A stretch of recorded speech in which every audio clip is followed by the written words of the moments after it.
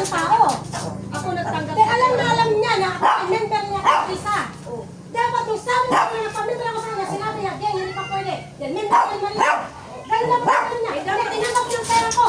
Ano sabi niya, ano sabi niyo gusto niyo? Pera lang ang mga sa tao. Bakit ka na pag-meeting sa akin sa Huwa ni Uka? Kung member ka na ni Marta. Kasi nga di ba, ang sabi nga kasi, ang dito sa may pahinga ngaylayan, o kaya.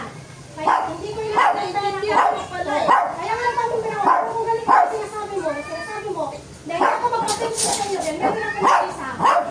I-screenshot ko sinabi ko. Nasabi niyo sa akin, ang galing niya ako, ay hindi ka pwede na kami Tinanggal mo na ba si Bingbing?